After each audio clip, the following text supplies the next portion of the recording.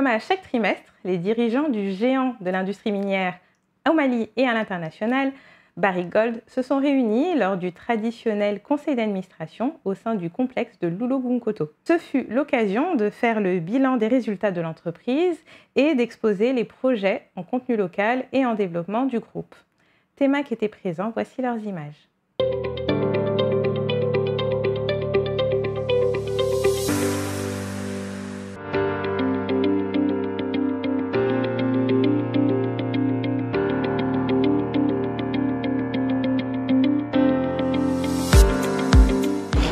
Comme vous le savez, chaque trimestre, nous avons le conseil d'administration qui se tient pour faire en fait le point sur les réalisations du trimestre écoulé. Donc derrière moi, en arrière-plan, vous avez un parc à résidus dont la surface totale avoisine les 300 hectares. Le champ solaire que vous avez visité aussi va permettre encore de réduire la facture énergétique. D'autres disent que ça suit le soleil. D'autres aussi peuvent dire que ça suit le temps. Parce que si la journée fait 24 heures et que ça commence à telle heure, donc ils mettent des programmes à l'intérieur qui vont suivre ce temps. À chaque fois, vous allez voir que ça va bouger en fonction. Maintenant, quand le soleil n'est plus là, ça retourne à la case départ et attend le soleil pour venir. Je pense qu'il y a des bonnes perspectives en termes de l'énergie. Néanmoins, sur les activités opérationnelles aussi, l'équipe travaille d'arrache-pied pour pouvoir améliorer l'efficacité opérationnelle de tout ce qu'on entreprend. On a exigé à ces entreprises de s'associer avec d'autres entreprises maliennes pendant un certain temps pour qu'elles puissent aussi prendre ces éléments-là dans nos activités. Nous ont confié un grand boulot. Autrefois, ces boulots étaient destinés aux étrangers, des sociétés australiennes, des sociétés ghanéennes, des sociétés qui ont plus d'expérience encore.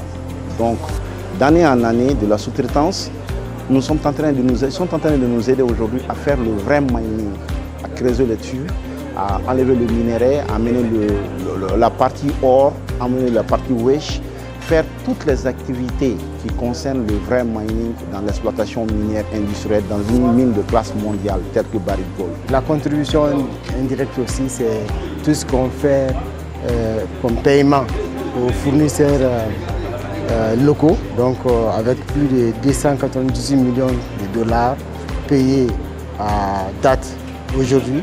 Lorsqu'on considère le mois de janvier jusqu'à maintenant, il y a plus de 206 millions de dollars payés sous forme de redevance taxe à l'État du Mali. Donc tout cela quand même, c'est pas moins de 200 à 300 milliards au total qui sont payés et qui sont injectés à l'économie au cours juste de ces premiers semestres 2023. Barrick est content, nous créons de la valeur ajoutée. Nous avions 100% pratiquement de tous nos travailleurs qui sont des Maliens. Nous créons de la valeur ajoutée aujourd'hui. En dehors de ça, on a d'autres projets avec Barrick Gold. On a des projets, la chaîne de valeur, on a des grands projets de limestone, de calcaire, et nous avions découvert aujourd'hui que notre pays est plein de richesses. Donc nous avions découvert du calcaire où on est en train de faire entre sociétés locales, État-ci, dans le projet Nieta, et Barrick Gold.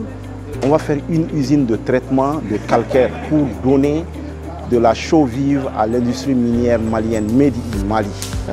Une journée sera certainement pas suffisante pour vous, mais nous sommes là, disposés à vous donner plus de réponses en direct ici.